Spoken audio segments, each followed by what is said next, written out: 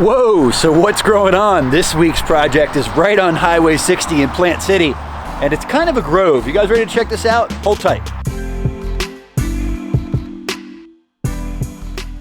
So something I'll tell you right away, the homeowner did a lot of due diligence, and he contacted Chip Drop, he contacted the power companies, and when I originally came out here for the consultation, he said what would offset the project cost. I said sourcing the mulch, and he probably sourced about $8,000 to $10,000 in mulch material costs, what it would have cost to bring that stuff in and buy that stuff. So game changer, definitely offset the cost of this project.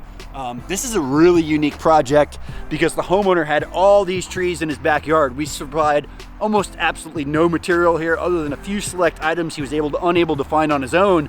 But when I went out to meet him for the original consultation, I went to his personal house and it was like a nursery. You could barely walk to the backyard. There was like 300 trees back there. He said, I want to plant all these at my site around the corner. Well, we came here and this is what we had to work with. So like I said, we're right on the main highway. We're on a 3-acre site and we're planting about 200 fruit trees here. These rows are about 200 foot long. We're planting 12 rows and we have an overhead irrigation area over here on the other side. And honestly, I didn't expect to be able to make a video here. I've been so busy, no time to come pick up the camera. But as this was coming together, I was like, I really want to show you guys what we're doing here. So let's take a quick look around.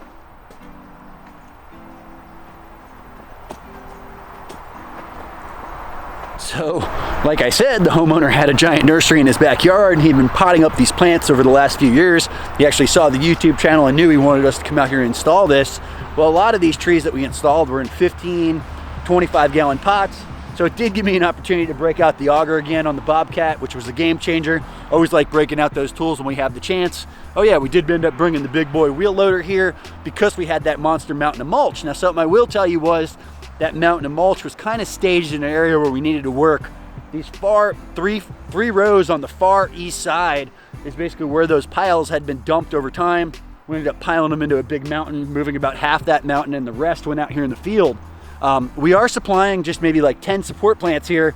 The idea being they're going to propagate those support plants and do most of the inner planting on their own. Really what the client wanted from us was what we call the main frame. By the main frame, he wanted the layout, he wanted the spacing, he wanted the irrigation, he wanted the amendments, he wanted me to put the mulch in place. So this isn't completely finished out. It is multi-species, but it needs a lot of support plants to really finish out the system. We ended up using micro irrigation here, and up here in this front zone, you'll see we have a bunch of these, I say a bunch, we've got 9 of these overhead wobblers, and these are made by Excel. Actually, I believe Synerger makes these, and they spray about 30 feet, so this is gonna give us some overhead protection in the wintertime, and all of our ultra tropicals are planted over here in this area. We are in Plant City, which is about an hour south of my farm, but we're inland, so it's about the same temperature and coldness. They can get frostier. We've already had frost, so we ended up putting a Hunter Wi-Fi timer in here, and the idea being the homeowner just downloads the app on their phone. You know, ho, it's gonna be 29 degrees tonight, 4 o'clock in the morning. He kicks on the overhead zone. That runs until the frost stops, and then he lets the plants defrost. And it basically just gives them an insulation, like a layer of protection throughout the winter. To get him through those couple of frosts, because we don't get a ton of frost down here. We might get, 3 to 8 nights a year you actually have to protect that can really just damage those plants and stop them from fruiting. So if you want to grow Adamoya, mango, jackfruit, kind of looking around out here, Barbados cherry, strawberry trees, Batanga miracle fruit, I think there's some garcinias over there, like the achacharu. I believe there's sugar apples. So there's a lot of kind of subtropical trees that really do well in South Florida, but they're kind of questionable here in Central Florida, but it's only because of those couple of few nights. So hoping with that overhead irrigation, they'll allow him to still get a nice fruit set off of those, and just gonna give that little bit of added protection. So as we're working our way into this area, I wish I would have had the chance to get here with the camera at the beginning of the project. Honestly, I have no time. I'm really working on some really exciting stuff for you guys. I hope to get a members area going. I hope to get something going that's really focused towards creating more of these professionals. To be honest with you, YouTube has been demonetizing my videos like crazy. We definitely don't make enough money off the videos to even pay for our editor, much less somebody to come out here and film. I'm hoping to create like this members only area where I can have a film guy that's out here on every single job. He's editing those videos, he's uploading them, and we're giving you that dense information that you guys can take, start this business on your own, plant this on your own, whatever it may be. It's gonna be a little bit more intense. It's gonna be a little bit more focused for the professional. I've been getting a lot of requests for that. And honestly, I don't have the time I'm going to try to create that person with a little bit of added revenue from having them members only area to pay for that. So that is a goal for me here in 2021. I was hoping by Christmas of this year, but it's just not happening. So as we get here into this area, this was all cherry laurel, camphor, rough undergrowth when we got here. You couldn't even see through here. There actually was 2 semi-trailers there. There was a large old truck bed there in the center. We ended up moving all that out of the way. We cleaned up all the trees, so we kind of opened this area up. And the homeowner had 86 citrus trees. We never ever promote planting citrus because of the greening virus here in Florida. It's basically like the AIDS virus for the citrus. It makes it very difficult to be grown organically. Well, we have noticed that citrus does good in the oak understory, in the canopy. I've made videos about that. I found wild citrus doing well, and since I've made those videos, UF has come out with articles saying, you know, they found greening to be more resistant in the understory, and they even found by treating these trees with oak oils, with the foliar application, with the soil drench, you can kind of keep the greening from coming. So between a combination of oak oils from the trees, you know, maybe Korean natural farming, compost teas, really hoping to get a little bit of added protection to these citrus in the understory. Hopefully they'll do a little bit better here.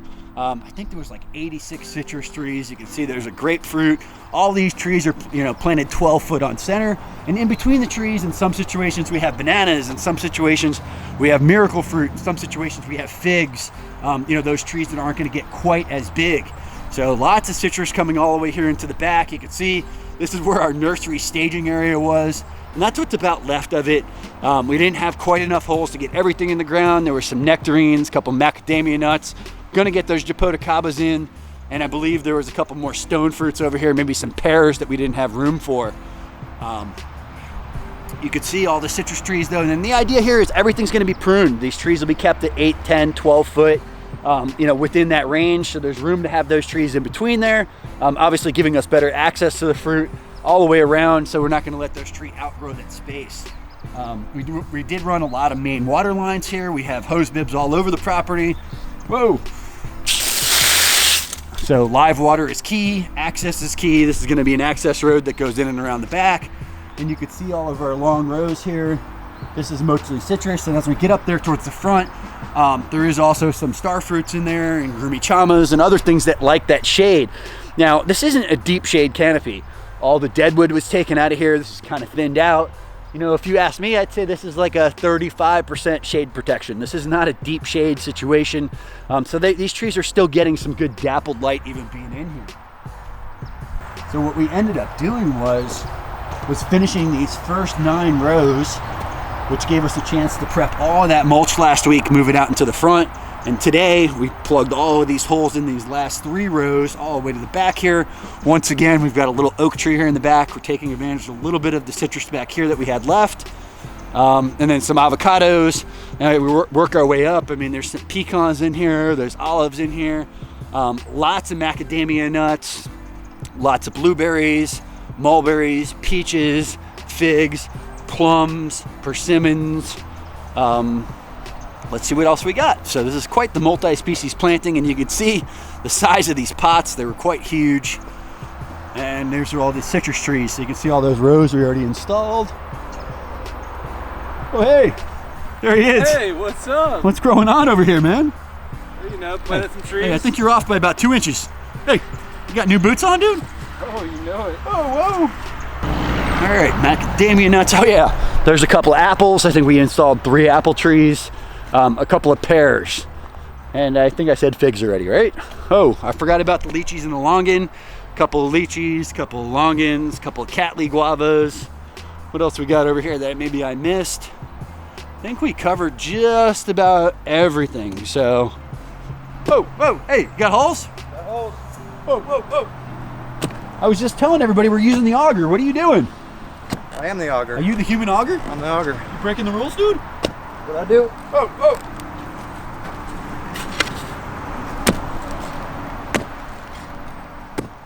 All right, so we did have a little added help here last week. We put 5 days in last week, two days the week prior, and today and tomorrow, and I think we'll be wrapped up. So total time on this project is probably about 9 days. Just so you guys know, we have a fairly small install team too. You know, that's why I show up with the big machines. I got a couple of really reliable install guys, and I had a little extra help on this project, but for the most part, our install team is not huge. I'm not even looking to grow it.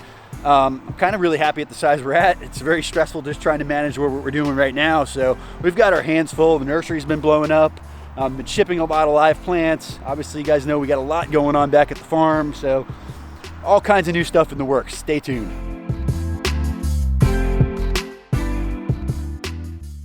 All right, guys, day 10, and this project is all wrapped up. We were just doing some finishing touches, adding some heads for some extra plants that were brought in, touching up with some mulch, kind of just like the final detail. We like to call this the trim on the house. So we've got 11 rows in here. We ended up doing a lot of interplanting with blueberries that the clients had, some bananas, a few support plants, but most of the mimosa and peanut will be actually planted by the client. There's a couple out here just to kind of show as an example. And he has some guys that work at the place next door that are going to come over on the weekend and actually do all the support planting on their own. So we're just going to kind of show them how we would do it, and we're going to let them finish that end of the project on their own. These last few rows have lots of macadamia nuts, stone fruits, figs, mulberries, persimmons, peaches, a couple of pomegranates. I think there's even a couple of pecans down here, loquats, avocados. And you can see we've got rows on rows on rows. So, planting away. Got oaks? Yeah, we got a bit of an oak tree overstory. Here are these macadamia nuts. These are typically air layered. I believe the variety they're using a lot of here is the Queen Anne. Those are those blueberries. We heavily amended those with peat. Pomegranate, blueberry. Oh! Got one of them support plants in the ground over there, huh? Got one of them goldenrods. More of the blueberries. And that is about the end of this project. So 10-day turnaround, about 250 yards of mulch on the ground. I think we used about 8 yards of compost, used about 25 or 30, maybe even 40 bags of biochar. Probably lost count on that one. 4 or 5 bags of fertilizer, bag of azomite, bucket of ash. Give you an idea of the amendments that we put on these trees when we put them in the ground. So, like I mentioned before when I was filming this, all the plants for the most part were supplied by the homeowner, other than a couple of bananas and a couple of support plants. He basically had a nursery in his backyard. So that is another one in the books. I hope you guys enjoyed this quick follow-up. And I just had somebody comment on a video yesterday and say, oh my God, Green Dreams hats are so expensive. Just so y'all know, I just found a local distributor. I'm able to get these hats like $6 or $8 cheaper now. So I've returned that $6 or $8 value to you guys. We don't make much on the hats. I was paying way too much to get them made. So I have found a better supplier, same exact style hat, same exact brand, same exact everything with the placement. So excited to bring you guys these hats at a little bit of a better rate now. All right, so another super exciting project. Y'all know I get paid to work in the dirt, living the dream, so I absolutely love my job. Hope you guys love this project. Like I mentioned in the first part of the filming here, I'm working on developing a, homeowner, business person focused education program to where I can really give you guys all the tools so you can transform your own yards. More in depth from what I'm giving on YouTube, less edited from what I'm giving on YouTube, and a lot of direct access contact with me. So kind of looking to develop more professionals and more of y'all doing what I'm doing. So stay tuned. So if you enjoyed this video, be sure to hit that like button. If you guys haven't subscribed yet, please go ahead and do so. Most importantly, you know what we do around here? We pound dirt.